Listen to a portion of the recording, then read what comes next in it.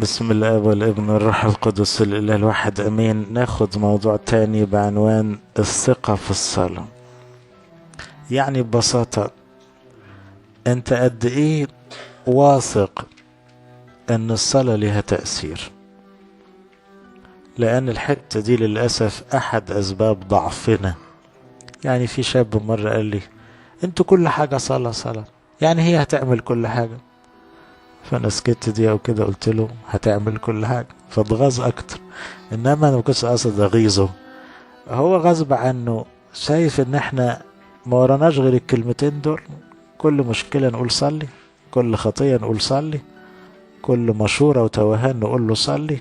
انتم يعني ما تقولوا حاجة تاني. يعني احنا مش بنلغي الإيجابية في الحياة، انما فعلا الصلاة بتعمل كل حاجة. كل حاجة ممكن تتعمل بالصلاة. فلو الواحد وثق في الصلاة، حط ثقته في الصلاة، هيشوف. لأنه الثقة يعني الإيمان، وفي علاقة يعني توأمية لصيقة بين الإيمان والصلاة. ما كنتش مصدق مش هتاخد. لو ما كنتش مصدق في الصلاة وقوتها مش هتاخد نتائج. وده اللي هنشوفه دلوقتي. آية جميلة في لقا 11 تقول إيه؟ كل من يسأل يأخذ. كل، أول ما تلاقوا كل يا جماعة فكروا شوية. الكلات دي اللي في الكتاب قصة لوحدها. لأن بدل قال كل يبقى مفيش استثناء، وبدل مفيش استثناء يبقى أنت واحد تبع الكل. يعني إيه؟ مجرد تقول يا رب أنت تبع الآية دي يبقى لازم تاخد. هو ما قالش هتاخد إيه، بس أنت بتاخد.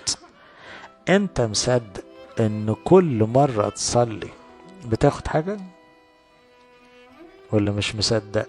الوعد كده، وكلمة ربنا مش ممكن تتقال كلام. لا، ربنا بيقولش كلام ابدا. كل اللي بيقوله مظبوط جدا ومحسوب كويس. كل من يسأل يأخذ، كل من يطلب يجد، كل من يقرع هيفتح له.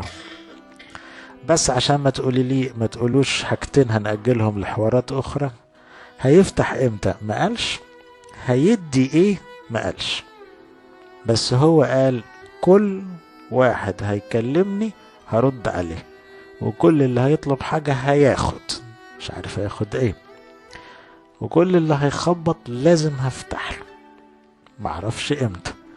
ماشي، عشان ما حدش يتخانق ويقول انا صليت ما خدتش. لا، ما خدتش يمكن اللي انت عاوزه، بس خدت حاجات تانية.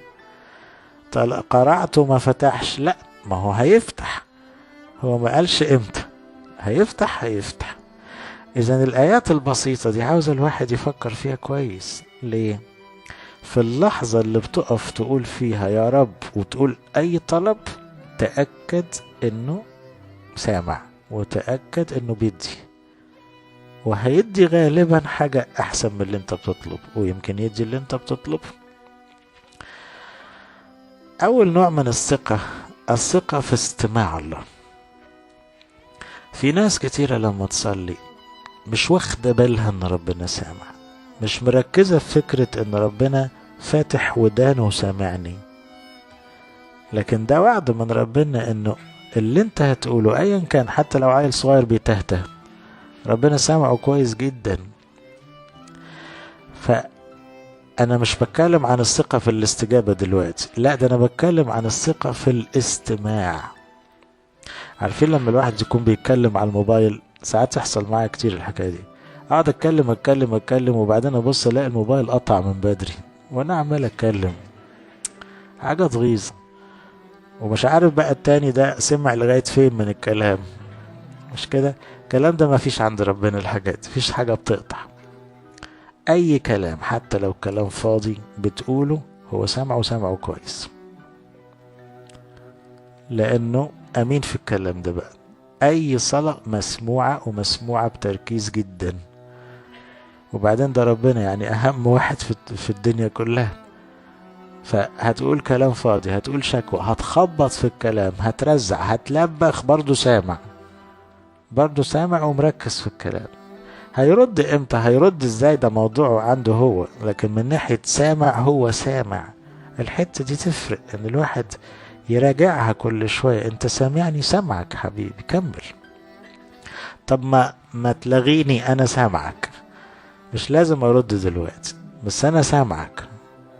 شوفوا آية جميلة تقولها في المزمور في الأجبية: أعترف لك يا رب من كل قلبي، مش لأنك استجبتني، لأنك استمعت كل كلمات فمي. ناس كتير عايشة في وحدة نفسية أو وحدة اجتماعية. اجتماعية يعني فعلا مفيش حد معاهم، عايشين في بيوتهم لوحدهم. ونفسية يعني عايشين مع ناس بس الناس دي مش حاسة بيهم، ودي كتيرة أوي. الوحيد اللي هيسمعك في أي لحظة في أي كلام هتقوله ربنا، وبمنتهى التركيز اللي انت محتاجه. طب ده شيء مفرح.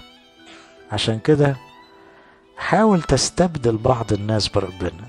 احنا بنتضايق قوي ان مش لاقيين اللي يسمعنا، وبيصعب علينا لما الاقي اللي قصادي زهق مني، او خلاص بقى يعني سمع شوية وكفاية استكفى، يصعب علينا. ما هو انت اصلك مش واخد بالك ان في اهم من الشخص ده واقرب منه ومستعد يسمع، حتى لو قعدت تعيد وتزيد من هنا للسنة الجاية. ما عندوش مشكلة. مرة اب كبير كده قال لي: بونا انا كبرت، ساعات اعيد وازيد في الكلام وانا مش واخد بالي، فاولادي مش مستحملني. وهو بيتكلم بكسرة نفس كده، يعني لانه حاسس انه يعني بقوا يتريقوا: يا بابا ما انت قلت الكلمتين دول قبل كده، ما انت سألت السؤال ده قبل كده. وطبعا الزهايمر ده ملوش ميعاد دلوقتي، من العشرينات شغال الظاهر. ف... فكله شغال في الحتة دي، بنعيد ونزيد في حاجات كتير. انا اقترحت له، قلت له: بص، عارف مين اللي ما يزهقش حتى لو قعدت تعيد وتزيد؟ ربنا. كلمه، حط همك فيه. مش ممكن هيقول لك ما انت قلتها دي، لا مش هيقول لك كده، ما عندوش مشكلة خالص. قول تاني يا حبيبي، عاوز تقول قول تاني، قول تالت، قول خامس. ولو سألته سؤال وجاوبك وبعدين رجعت سألت نفس السؤال بالظبط، ما عندوش مشكلة برضه خالص.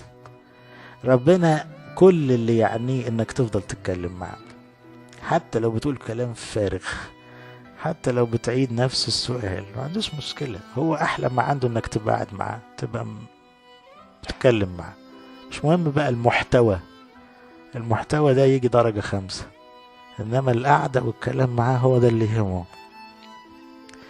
اذا احنا عاوزين نثق ان ربنا سمعنا.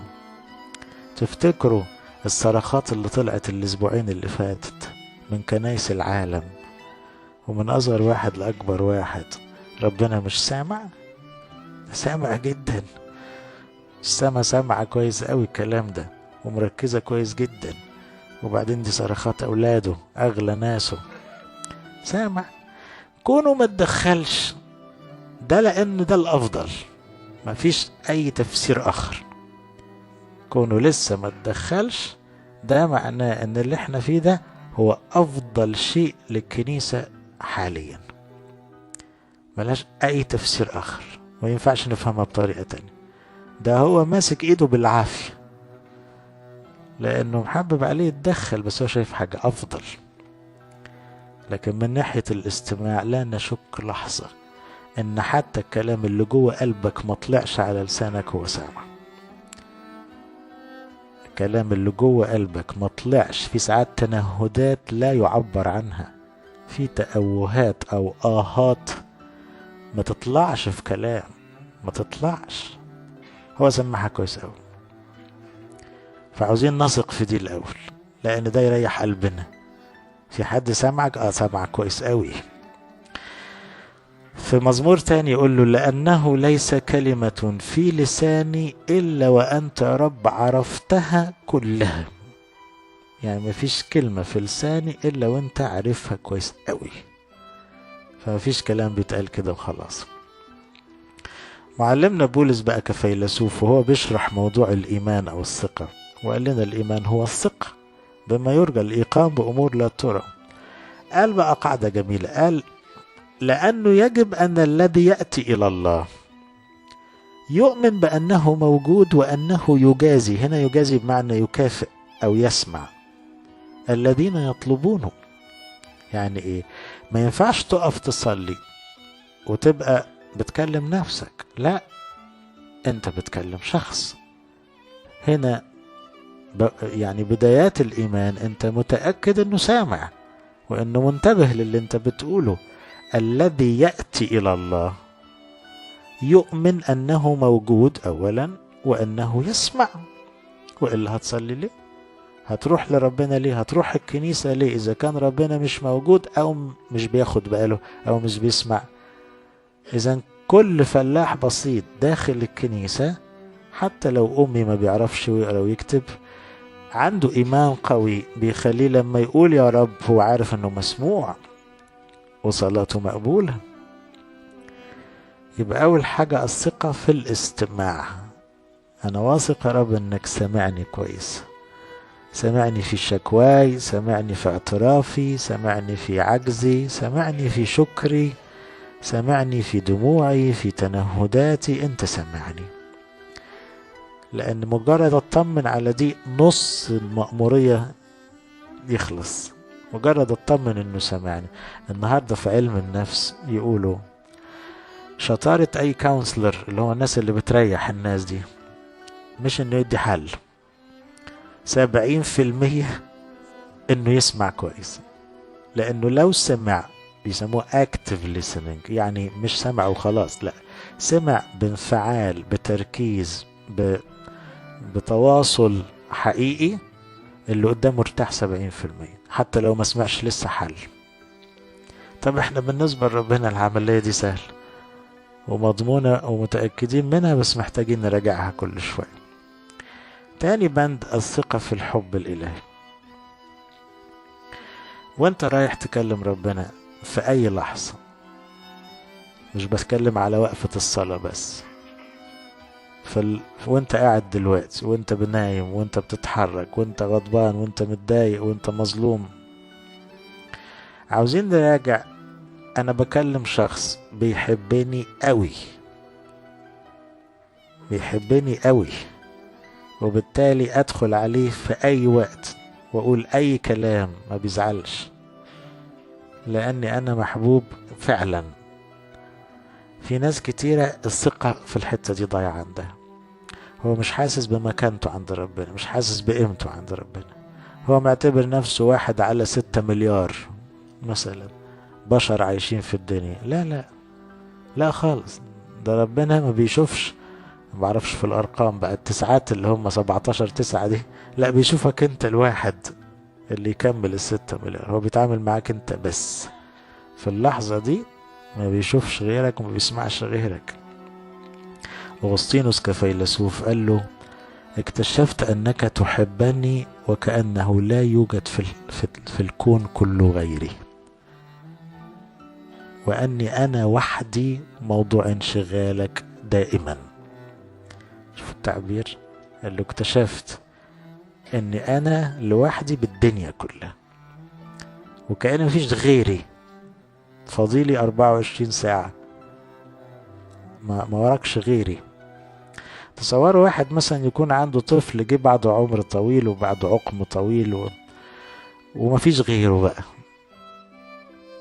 ده بيبقى يعني واكل قلبه وعقله. ده التشبيه ده ضعيف قوي جنب علاقتنا بربنا، لأنه ربنا تجسد بسبب الحب، مات على الصليب بسبب الحب، يحتمل ضعفاتنا بسبب الحب، حط فينا روحه بسبب الحب، ادانا جسد ودمه بسبب الحب. الموضوع أكبر جدا من تصوراتنا أو إدراكنا.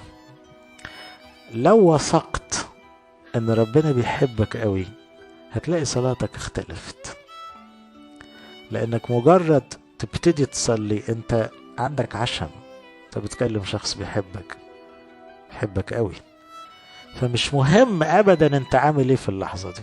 ودي مشكلة ناس كتير، لما بيغلطوا بيستكتروا يصلوا، لما بيعمل عملة ما بيقدرش يصلي نفسيا، بيحس انه عاوز يستحمل الاول. لا، محبة ربنا لو قتلت قتيل ما اتغيرتش، هو زعلان من اللي انت عملته، بس انت كشخص لسه بيحبك بنفس الدرجة، ما بيعرفش يعمل غير كده، لانه انت محبوب في ذاتك، مش مهم اللي انت عملته. فلو الواحد ادرك كده هيجري على الصلاة حتى لو عمل جريمة، لانه متأكد ان ربنا بيحبه وهو وحش. فدي حتة مهمة. ربنا مش يعني بيقرف مني، مفيش الكلام ده عند ربنا. ولما قال خطاياكم صارت فاصلة بينكم وبيني، مش هو اللي حط الفصل، مش هو اللي قرف وقال لي بعد عني، لا لا، ده انا بالخطية اللي عملت الحاجز وبعدت عنه. انما هو موقفه ما اتغيرش خالص، بدليل الفداء. هو ربنا لما جه يفدينا ما كانش في حد على البشر كويس، ما كانش حد على الارض عدل، احنا في اسوأ اوضاعنا جه وعمل اكتر مما نتوقع. فمن الحاجات اللي تغذي الصلاة جدا الثقة في محبة الله. ده مجرد كلمة أبانا دي يحكى مرة عن القديس أمبرويس أنه لما ابتدى يقول أبانا الذي، قال أبانا وهنج وقعد فيها 7 ساعات، معرفش يطلع للي بعدها. مجرد قال أبانا مخه بقى ايه، سرح منه، بقى فرحان قوي بالكلمة، مش عاوز يقول اللي بعدها من كتر ما هو مش مصدق روحه. ربنا يبقى أبويا وبكلمه كده، طب خلاص، إذا كان هو أبويا محتاج ايه تاني؟ هخاف من ايه؟ يفرق في الدنيا ايه تاني إذا كان ربنا كله بتاعي أنا، أبويا أنا. الثقة في الحب الإلهي تجعل الصلاة متعة. بدون الثقة في محبة الله الصلاة تبقى هم تقيل على القلب. لكن لو وصلت انك تدرك ولو بدرجة على فكرة، لان الادراك ده رينج كبير. بولس لانه كان في ضايق دي جامد، يقول في افسس 3 كلمة جريئة شوية، يقول لتستطيعوا ان تدركوا مع جميع القديسين ما هو الطول والعرض والعمق والعلو. ايه اللي بتحكي فيه ده؟ مش فاهمين بتقصد ايه. قال وتعرفوا محبة المسيح الفائقة المعرفة. قال انا بصلي لكم عشان تدوقوا اللي انا ضايقه. ده بيتكلم من جوه السجن، السجن اللي هو 4 حيطان وريحته وحشة والصوت عالي والقرف كله جوه. هو في عالم تاني. ليه؟ بيقول انا بركع احني ركبتي، اركع من هنا واصلي وادوب دوب بقى، وابقى في عالم تاني وفرحان جدا وشبعان جدا. وبقول لكم انتوا مش يعني انتوا مش ضايقين اللي انا ضايقه. طب انتوا بره وبتاكلوا وبتشربوا وتناموا في بيوتكم وفرحانين، قال فرحانين بايه؟ ده انتوا غلبانين. ده انا نفسي تدوقوا اللي انا فيه. هو انت فين؟ ده انت في سجن روما، اسوأ اوضاع في الدنيا. لا لا خالص، الموضوع مش كده. ده انا بقول يا رب دوقهم بس حتة من اللي انا بدوقه. تدركوا مع جميع القديسين ما هو الطول والعرض والعمق والعلو، وتعرفوا محبة المسيح الفائقة المعرفة، كي تمتلئوا، تغرفوا بقى إلى كل ملء الله القادر أن يفعل فوق كل شيء أكثر جدا مما نظن أو نفتكر. ده هو بيعمل حاجات فوق خالص طلباتنا وتصوراتنا وتخيلاتنا وطموحاتنا، بيعمل أكتر من كده بكتير قوي.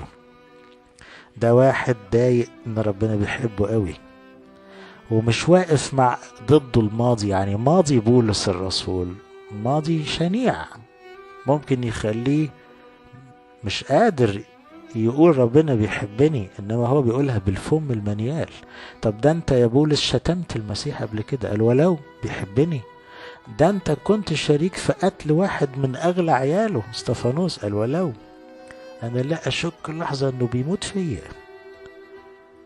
ده انت كنت عدو الكنيسة الاول، ولو انا متأكد ابن الله الذي احبني وسلم نفسه لاجلي. ده بقى لما يصلي يبقى بالنسبة له الصلاة متعة، لأنه مش هو اللي بيحب ربنا، هو متأكد أن ربنا بيحبه. أنا مش بكلمكم إزاي نحب ربنا، أنا بتكلم عن الثقة في أن ربنا باصص لك بحب.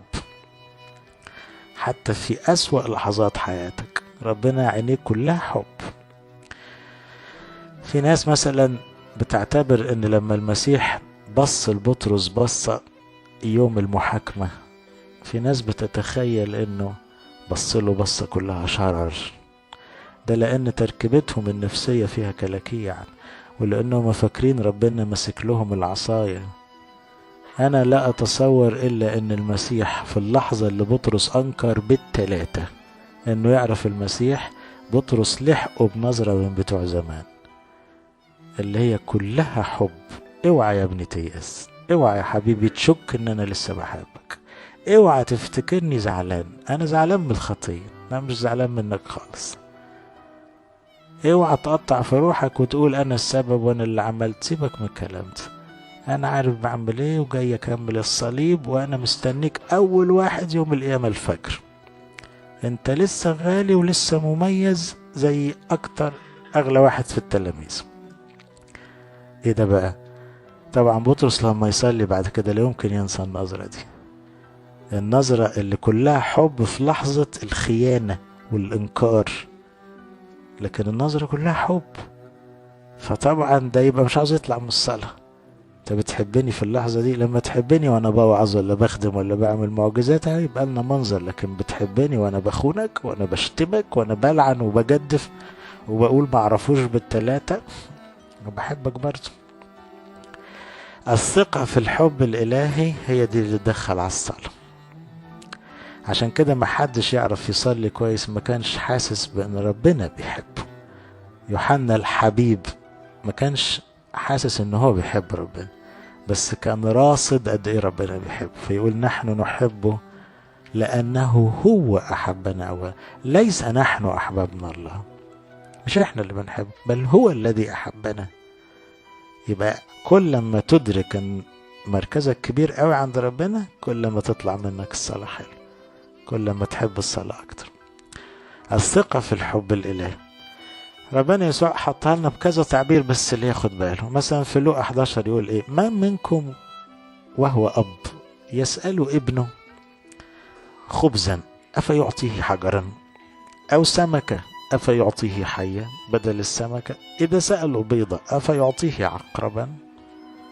تصوري وانت بتعملي البيض لابنك ولا حفيدك ويقول لك يا ماما ولا يا تيتا مش عارف اعمله لي ازاي، تبقي فرحانة وانت بتعملي كده. افتكري علاقتك بربنا في اللحظة دي، هل ممكن تطلبي حاجة من ربنا ويكون هيعمل لك حاجة اقل من اللي انت بتطلبيه؟ ازاي يعني؟ اذا كنت وانت انسانة مليانة لخبطة مع اولادك واحفادك لا بتضعفي ويطلبوا عنيك، طب من ربنا بقى مصدر كل حب ممكن يعمل ايه؟ قال فإن كنتم وأنتم أشرار تعرفون أن تعطوا أولادكم عطايا جيدة فكم بالحري. كم بالحري دي بقى فرق السماء عن الأرض. يعني ايه؟ يعني احنا على قد الحب اللي فينا لعيالنا ده بقى لا يقارن بالحب الإلهي. كما علت أفكاري عن السماء عن الأرض علت أفكاري عن أفكاركم. مش ممكن ندرك اللي جوه قلب ربنا أبدا في مكاننا عنده. طب ما الواحد بقى ده يدخل بقى براحته بقى الصلاة، ده ما يبقاش قلقان أبدا وهو بيصلي. كم بالحري أبوكم الذي في السماوات يعطي. شوفوا بقى خلي بالكم من يعطي إيه، مش هيدي البيضة ولا السمكة ولا الخبز، التعبيرات اللي خدها قال بقى سمك إيه وبيض إيه وأكل إيه، ده أنا هديكوا روحي اللي ما يقدرش الواحد فينا يدي لعياله. أنا ما أقدرش أدي روحي لابني، إنما ربنا لأنه بيحبني أكتر ما أنا بحب ابني بيديني روحه، مش بيديني عطايا خارجة عنه. ما أسهل إنه يديني الدنيا كلها، دي رخيصة قوي بالنسبة له، إنما ده بيديني روحه. فربنا عارف أغلى ما عنده روحه، قال له تعالى يا ابني خد من روحي وأنا هديك بس السماء، ده أنا هديك روحي. معلمنا بولس يقول تعرفوا محبة المسيح الفائقة المعرفة. الفائقة المعرفة العربي في الجملة دي في غلطة. ليه الغلطة؟ كلمة تعرفه عكس فائقة المعرفة. فائقة في الترجمة اليوناني يعني اللي ما تتعرفش، هنعرف ولا مش هنعرف. انت بتقول تعرفه المحبة اللي لا يمكن تتعرف، فاهمين أنا أقصد إيه؟ هي ساعات يسموها المعرفة ولكن دون الإدراك. يعني أنا هعرف، وكل ما هكبر مع ربنا هعرف، لكن مش هجيب آخره أبدا، لا يمكن هجيب آخره. يقول عرفتهم اسمك وسأعرفهم. طب ما انت عرفتهم خلاص، علامة ما بتخلص. ليكون فيهم الحب الذي أحببتني به وأكون أنا فيهم. فالحب ما بيخلص. إذا انت كل ما تكبر في علاقتك بربنا، مش انت اللي بتحبه أكتر، بتكتشف انه بيحبك أكتر. هو من الأول بيحبك قوي، بس انت ما خدتش بالك. كل ما تكبر كل ما تكتشف، ياه، ده انا طلعت غالي قوي، ده انا طلعت مهم قوي، ده انا طلعت محبوب جدا. يقول في رومية 8: الذي لم يشفق على ابنه بل بذله لأجلنا أجمعين، كيف لا يهبنا أيضا معه كل شيء. أنا تاني بتكلم عن الثقة في الصلاة. شوفوا بقى، لو واحد متأكد من مركزه عند ربنا لما يصلي، هيبقى بيصلي ازاي؟ ندخل على نمرة 3 برضو، على حكاية الحب الإلهي دي. ساعات في ناس تتغاظ من بعض الأنبياء في صلواتهم. يعني لما كنت بدرس أيوب، كنت بصراحة بيجي لي وقت عاوز أقول له عيب تقول كده. مثلا يونان في له شوية كلام بصراحة، يعني عيب، ده انت نبي تشخط في ربنا. ايليا مثلا لما قفش وزعل، وكان صعيدي خالص بقى، ما بيفكش خالص، ما بيفكش. ربنا يحايله ويبعت له ملايكة وهو راسه 1000 ترباس، مش هفك، انا عاوز اموت وخلاص. عارفين دول بيعملوا كده ليه؟ عشان في ناس تقول طب ما انا يبقى بقى تعترض على ربنا، تعترض على فيستان، نسكت. انت لما تبقى زي دول في ادراكهم بحب ربنا، اعمل زيهم. دول متأكدين من مركزهم عند ربنا. دول لو اتدلعوا معاهم حق، لان دول راصدين مكانتهم عند ربنا. دول انبياء، مش لان هما ما بيغلطوش، دول بيغلطوا زينا، انما الفرق بيننا وبينهم ان دول قاطعين شوط اطول كتير قوي في ادراك الحب الالهي. ده يونان بيلوم ربنا على حاجات صفاته الحلوة، بيقول له عزم انا عارف انك طيب، اعمل فيك ايه في طيبتك دي؟ بيتخانق معاه على طيبته. انا علمت انك اله رؤوف طويل الروح كثير الرحمة ونادم على الشر، خدني بقى. متغاظ من صفاته الحلوة، ده لانه مدرك بالحب الالهي، وربنا يسكت ساعتها كأنه عامل ويحايله يطلع له اليقطين. يبقى هنا الصلاة تبقى طعمها مختلف خالص لما تبقى عارف قد ايه ربنا بيحبك. ثالث نوع من الثقة في الاستجابة للطلبات الروحية. في يوحنا 11 ربنا يسوع له المجد وقف قدام قبر العازر وقال كلمة كده عجيبة شوية. قال له أشكرك أيها الآب لأنك استمعت لي، وقبل ما يطلع العازر من القبر.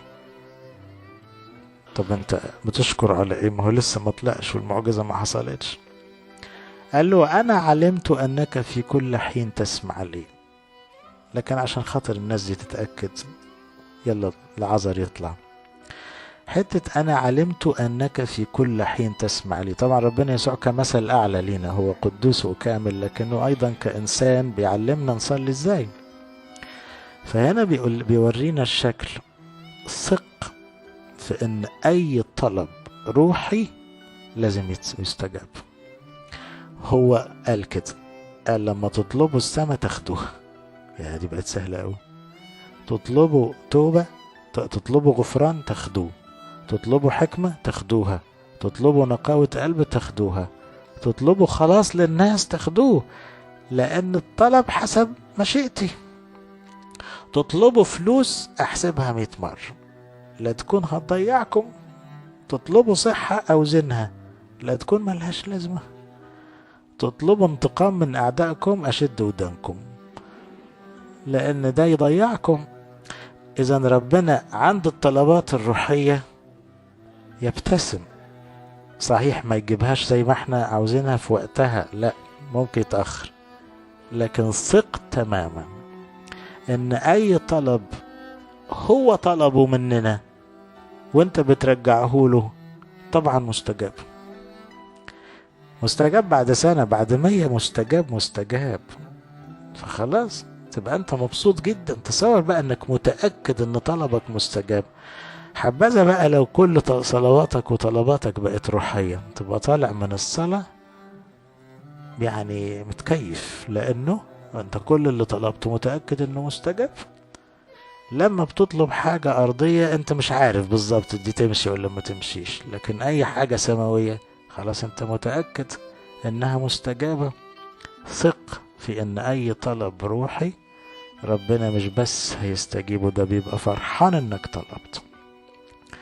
يقول كل، وده اللي بقى عليه كل، دي كلمة كل هنا عشان في ناس بتمسك لنا الآية دي وتتخانق. هنا الكل على الصلوات اللي هو متوقع اولاده يطلبوها، ما احنا اولاده فالمفروض فاهمينه. كل ما تطلبونه في الصلاة مؤمنين تنالونه. جيت تقول له يا رب اديني احب الناس اكتر، عينيا يا حبيبي حاضر. تتخانق بعدها بساعة تقول له يا رب انا لسه مصلي وبقول لك وسع قلبي، حاضر هديها لك، بس صلي تاني وتالت لكن هديها لك. هديها لك انك تحب الناس من كل قلبك، حاضر، لان ده طلب يعجبني. تقول له يا رب علمني اصلي، مش عارف اصلي، حاضر يا حبيبي هعلمك. تيجي تسرح بعدها تتغاظ من نفسك، طب انا سرحان وانا عمال اقول لك علمني اصلي، هديها لك حاضر، هتصلي وهتصلي من قلبك. هيجي اليوم ده ما تخافش، ما انت طلبت حاجة انا طالبها منك، مش هديها لك ليه؟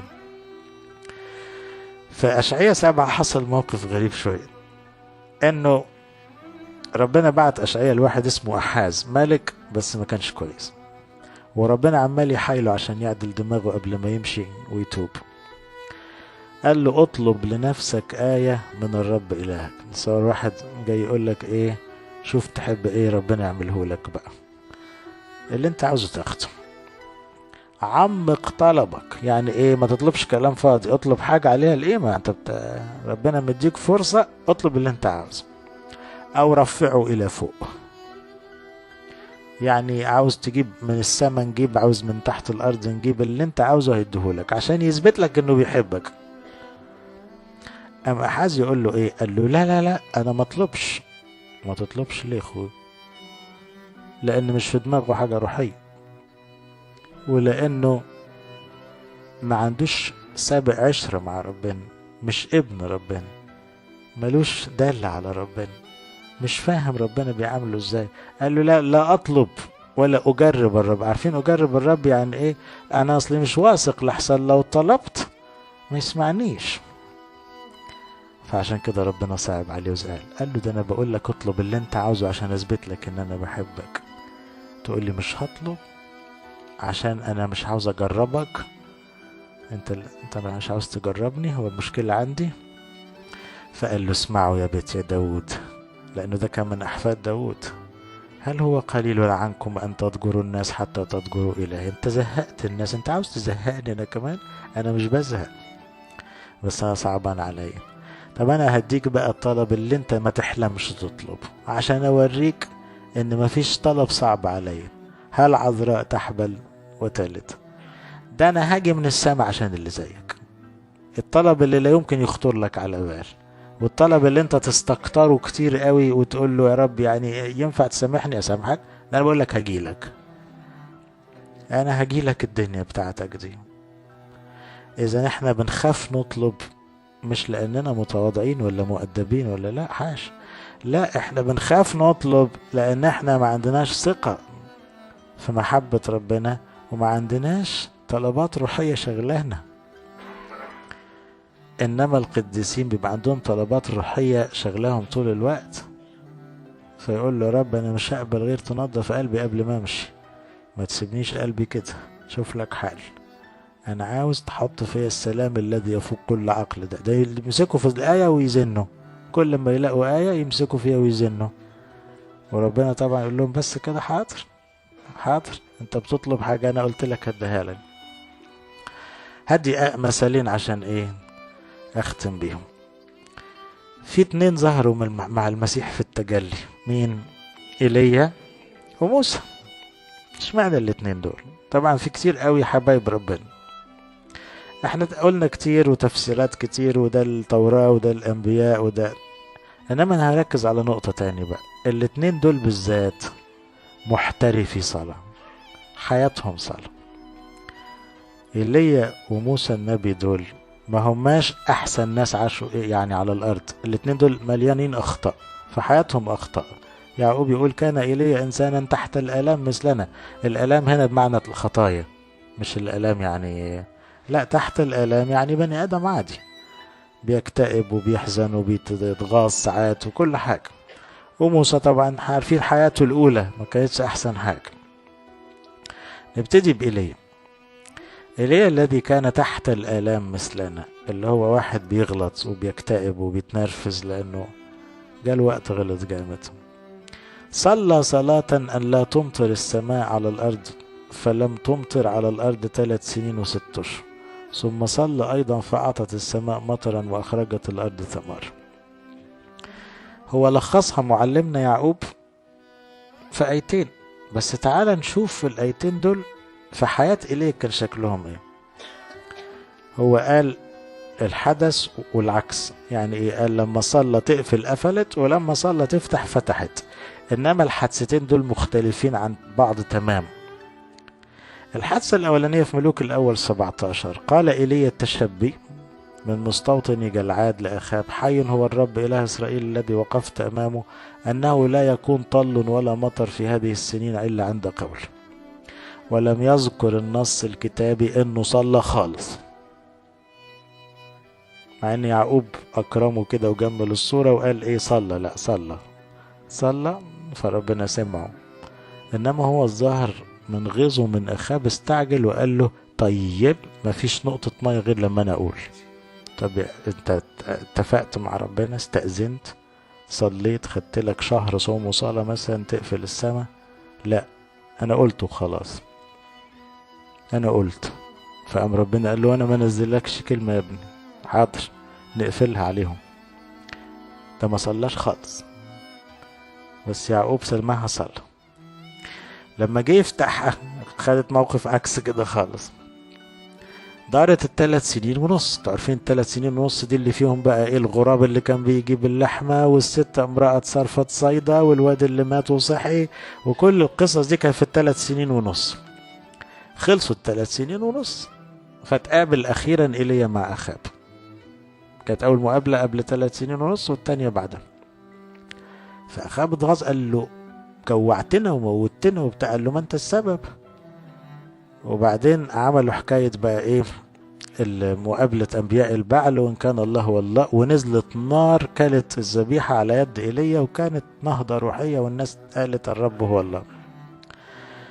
فقام ايليا واخد على نظام ايه؟ انا كلمتي ما تنزلش الارض. فقام رمى كلمة تاني قال له روح بقى اخاب عشان مطر. برضو ما صلقش، وهو فاكر النظام ايه؟ انا كلامي اقوله خلاص. وطبعا ربنا بيكسفوش عادي، ما هو لسه قبلها بيوم ولا بيومين نزلت نار، لمجرد ان قال له يا رب استجبني. اول ما قال له كده نزلت النار كانت الدنيا كلها. فقال لإيليا لأخاب اصعد كل واشرب لأنه حس دوي مطر. قال له أنا سامع صوت المطر. يا سلام، 3 سنين ونص ودلوقتي سامع المطر للدرجة دي. أخاب طبعا بياخد على كلامه، ما هو مقروص قبل كده، قال له هتقفل قفلت. أما إيليا فصعد إلى رأس الكرمة. طبعا هو طالع، أنا هتصور حاجة يعني خيال شوي، يعني متصور وهو صاعد إلى رأس الجبل المطر هينزل. ما احنا المرة اللي فاتت من غير ما نصلينا الدنيا قفلت. يطلع خطوة و2 و10 و100 مفيش مطر. والراجل قال له روح بسرعة لحسن هتغرق. فطبعا ما بدهاش نصلي بقى، اضطر يصلي يعني هو واخد ان ربنا يختم وراه من غير ما يصلي. وخر الى الارض، عاوز يقول له ما تكسفنيش، انا قلت للراجل روح الدنيا هتمطر، وبعدين احنا متفقين على 3.5 خلصوا، 3 سنين ونص خلصوا، ما ينفعش كلامنا يطلع بره. وجعل وجهه بين ركبتيه، يعني عمل مطانية وخد شوية تحت. طبعا هو بقى ايه ده؟ دي ما بيعملهاش كتير دي، ده هو بقول لكم اول مرة من غير ما يصلي. رفع راسه بقى، تصور الدنيا غرقت والزرع طلع. وقال لغلامه اصعد تطلع نحو البحر، شوف ناحية البحر يمكن المطر جاي من هناك. فصعد وتطلع وقال ليس شيء. الغلام مش واخد خوانة طبعا، الغلام مش فاهم السيناريو اللي بين ايليا وبين ربنا، انه الموضوع احنا لينا عشرة قديمة والموضوع بيمشي بمجرد النظرة يعني. فقال له مفيش حاجة. فقال ارجع 7 مرات. 7 مرات يعمل ايه؟ يحط راسه ويصلي، يا رب المطر المطر. وفي المرة 7 قال الغلام بقى الظهر حب يشجعه، هو ذا غيمة صغيرة قدر كف إنسان صاعدة من البحر.